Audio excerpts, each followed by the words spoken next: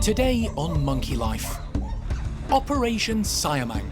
The team formulate a plan to move Sam and Sasak back across the park to their newly renovated home. We've got a bigger crate, which we're hoping will be a lot less stressful for them. A medical emergency at the Gwenon house means a tough call for the team. If we don't do anything, we're going to lose it. If we do something, we might. And baby woolly monkey Lloyd tests out his climbing skills while Mum Zingu watches on.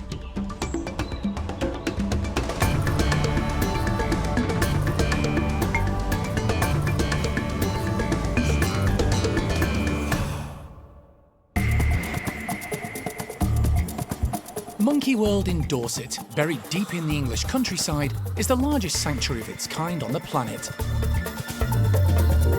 The team, led by Dr. Alison Cronin, rescue and rehabilitate abused and unwanted primates from all over the world. Boxes secured into place, everything's good. The park provides a home for more than 260 primates from 24 different species.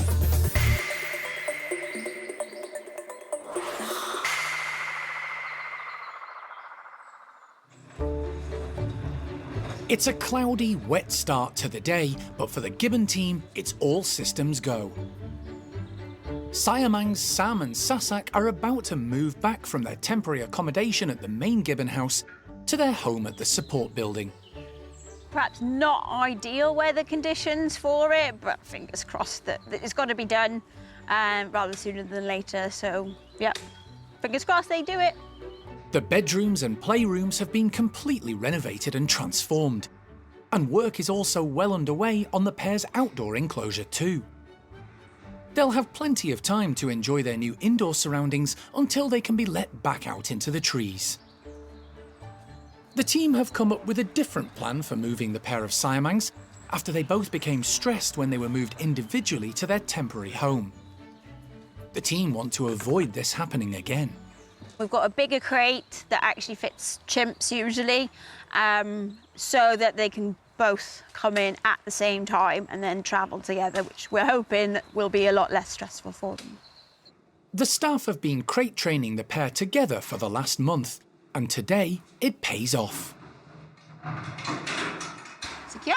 Yeah. Nice. Sam and Sasak are both in the box, and the team makes sure it's safe and secure for the short journey back to their old home. Yeah, Lee's check mark, locks on the top. Everything's fine, they're both in there. Oh, that's the other thing, they're both in there. Everyone got it? Yeah. Manoeuvring the heavy crate from the main Gibbon house isn't easy. It's normally used for transporting larger primates. The team do their best to make it as smooth as possible to limit the Siamang's stress.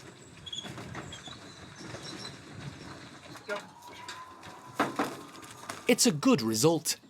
It takes less than 20 minutes for the pair to be crated and returned to their home at the support building. They came into the crate perfectly well. Now it's just lining the crate up with the slide, and hopefully they'll go straight in. Before I open up, are we happy it's all secure inside? Correct, they've only got access to the playroom at this point. Everything's in place. Time to open up. Oh no, that's good. Yeah, that can just come I out. think they're very eager. 1, 2.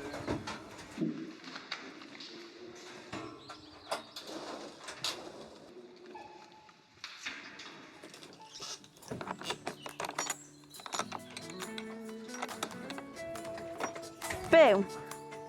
Done. It's been a textbook operation, and the Siamangs are soon exploring their new playroom. And what a difference they've come home to.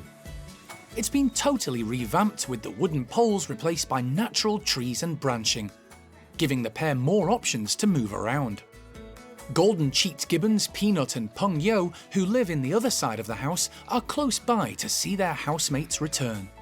Sarah is pleased with how well the move has gone. They're doing really well, actually. The playroom's finished, the bedroom's finished, so they've got a nice new facility to come into. They've got time to get used to it because the enclosure's not quite finished yet. There's still a bit of maintenance work to be done there, so it's ideal time for them to get used to the new surroundings, and I'll keep coming to check on them periodically just to make sure that they are calm. Hopefully, it won't be long before all the work is completed, and Sam and Sasak can also return to their wonderful outdoor forest enclosure and swing through the trees once more.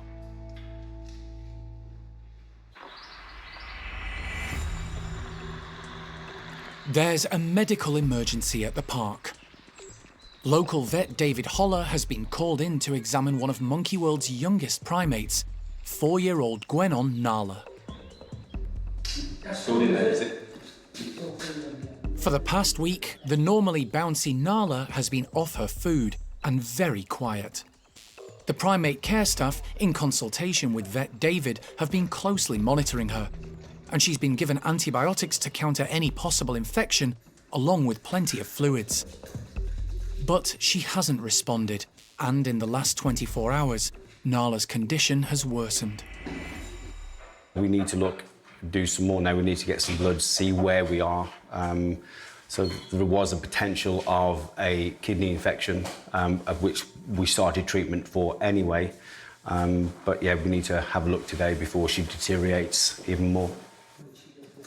The primate care staff have managed to catch Nala and place her safely in a transport box. They've just arrived at the park's hospital, where, following her rapid deterioration and failure to respond to medication, David fears his only option may be to open her up. We've got to make a decision somewhere, haven't we? Unless you've got any other ideas? If we don't do anything, we're going to lose her. If we do something, we might. But at least we've lost her trying something. The decision is made, and Nala is knocked out with anaesthetic gas. Once she's stable, David begins his initial examination and straight away finds an issue. You feel something? There's a lump in her abdomen, which could be the cause of her condition. But something else is wrong too. She feels cold to me. Nala has gone into shock and her body is shutting down. The team wrap her in blankets and bubble wrap and place her on a heat pad. Gradually, her temperature starts to rise. We okay? She's still breathing all right? If Nala is to survive, there's only one option.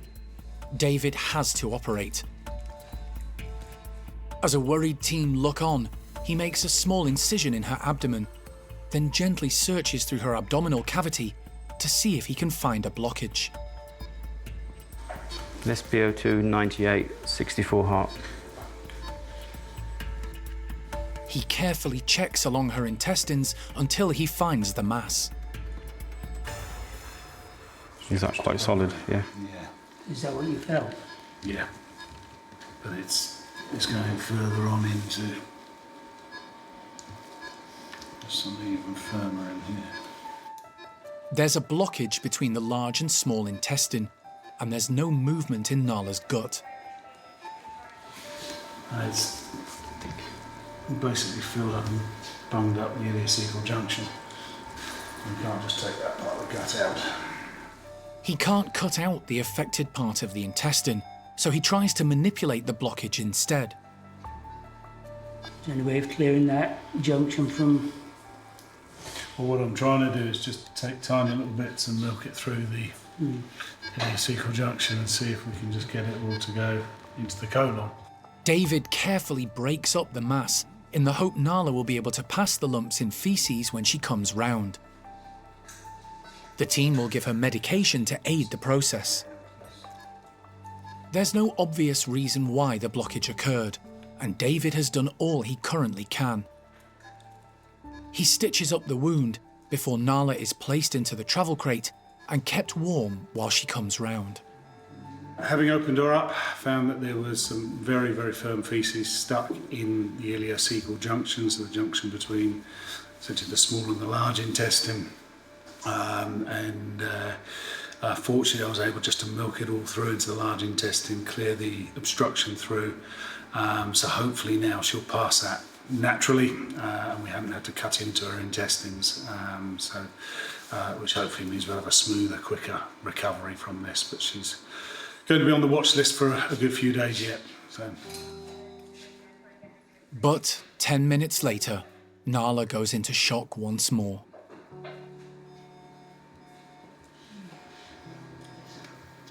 It's changed slowly, she's gone.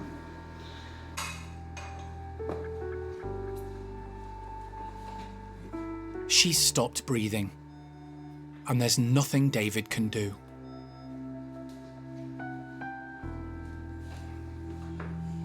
A devastated team can't believe it's happened so quickly. You do everything you could, David. Unfortunately, halfway through recovery from the anaesthesia, Nala's just passed away.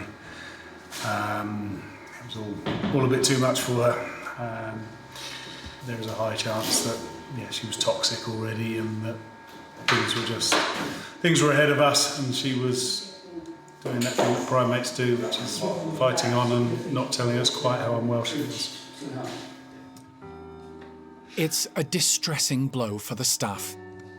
But their main concern now is how will Nala's family react to their daughter and sibling not coming home.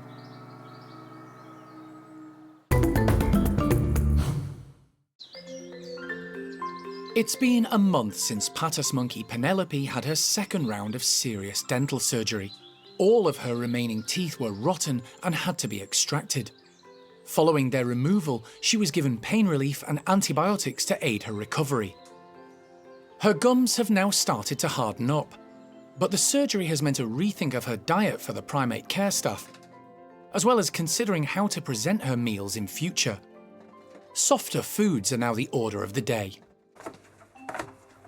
We've even got raspberry yogurt to try. Wow, I'm sure she's going to love that.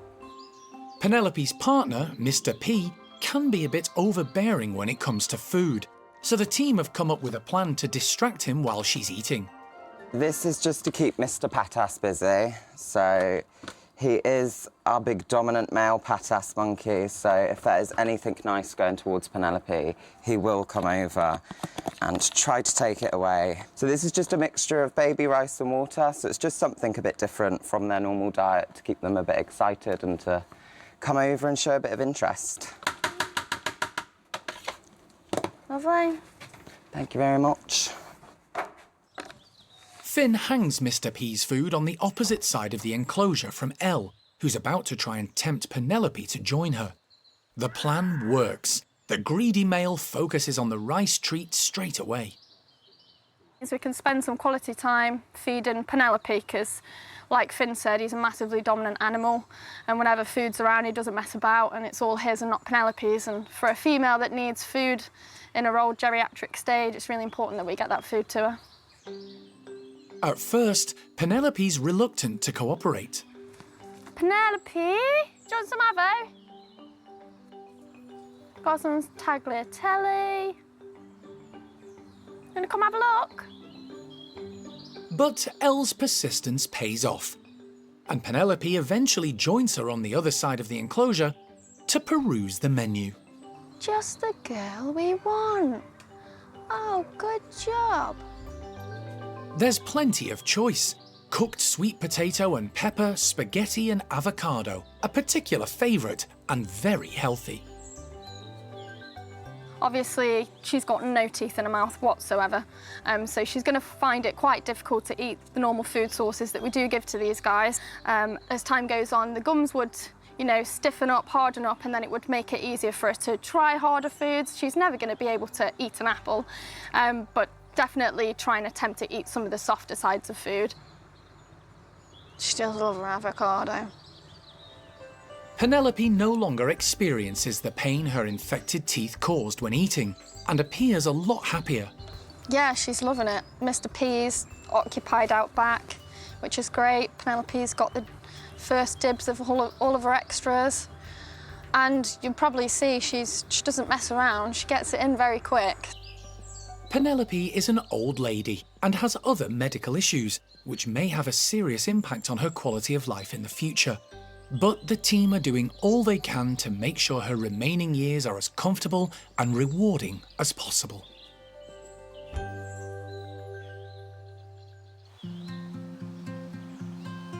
The outside temperature at the park has begun to drop, and some of the primates have started to cozy up and spend time indoors. It means the primate care staff need to come up with ideas to keep their charges busy and active in their playrooms.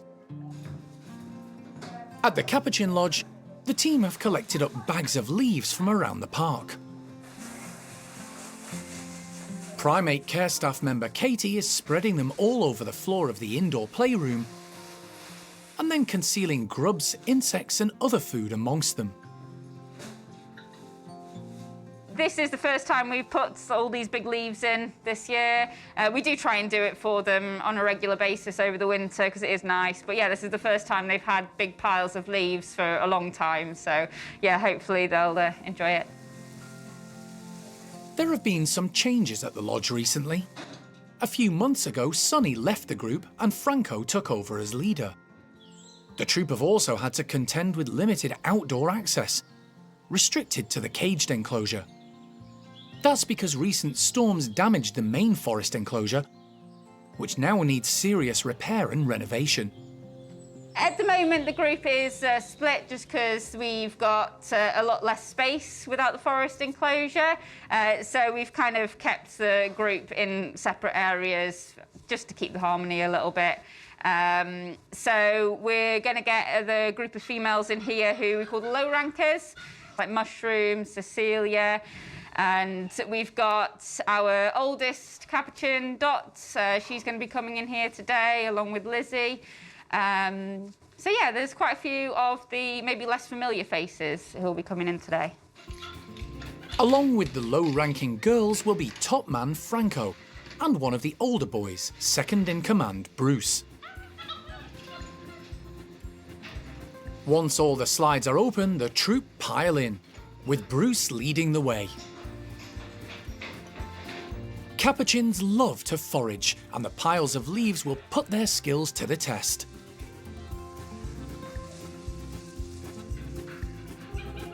Along with the mealworms added by Katie, there should be lots of natural grubs and earthworms for them to find. And Jenny is one of the first to be rewarded. Without competition from the more dominant girls, the low rankers are able to get stuck in. Lizzie brushes straw and leaves aside to reveal the mealworms on the floor, while Babs burrows into the leaf pile in search of food, foraging as she might in the wild. Dot has to take her time hunting the well-camouflaged food source. It takes good concentration and hand-eye coordination, and she's getting on in years. The two boys have very different techniques. Bruce is systematic in his approach, while leader Franco is like a bull in a china shop. He's the biggest and strongest in the group, and the girls are coming to accept him as their new dominant male. For the most part, the girls seem to quite like him. He has a bit of a better idea about what it's like to be a dominant male compared to Sonny. Sonny was kind of more dominant by default because there weren't any other males that fit the bill, whereas Franco has led a group quite well before. So, yeah, I think some of the girls are quite happy to have a male who knows what he's doing. The indoor leaf carpet will stay in place for several days, allowing the Capuchins to happily forage for hours on end, just like they would in the wild.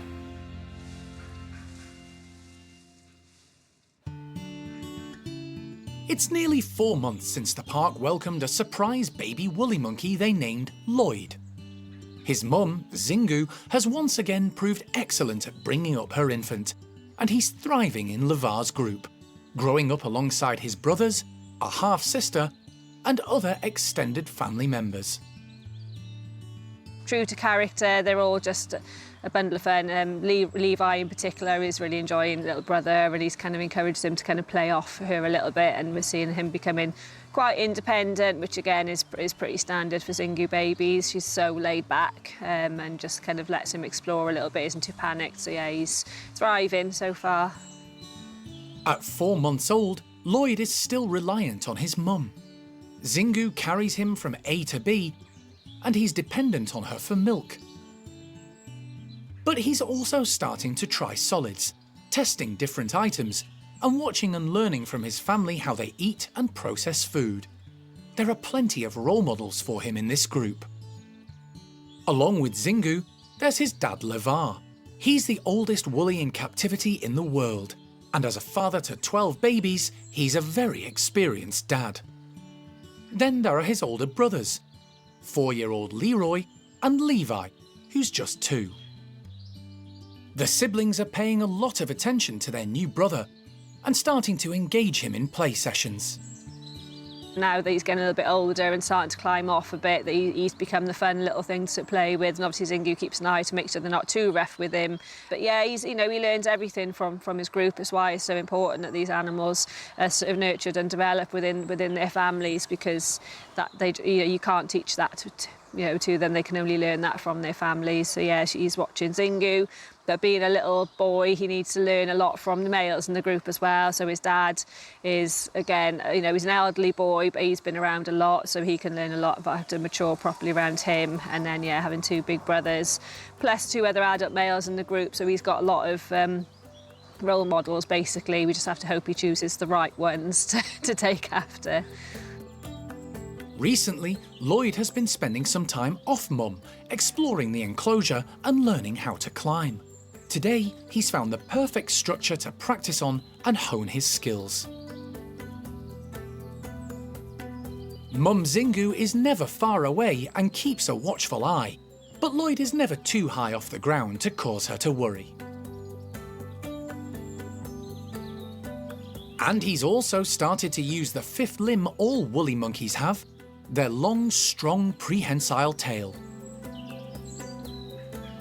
That just gives them the freedom to forage, so when they're up in the trees, that tail is always hanging on, and it's a natural thing with our guys as well. When they're moving along the mesh, anywhere they go in, the tail is always trying to hang on, and we see that from birth. So that tail, as soon as they're born, is always still gripping on something, often wrapped around mum's tail as well. So yeah, it's almost got a life of its own.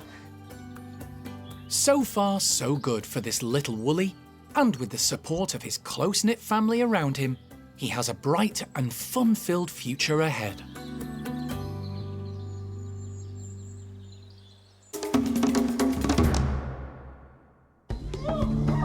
Next time on Monkey Life. In Vietnam, it's a race against time to reach 2 rescued baby silvered langurs for sister sanctuary Dao Tien. They're not pets. They should be in the wild, in their family groups, in the forest. That's where they belong. And siamangs Sam and Sasak are back swinging through the trees once more.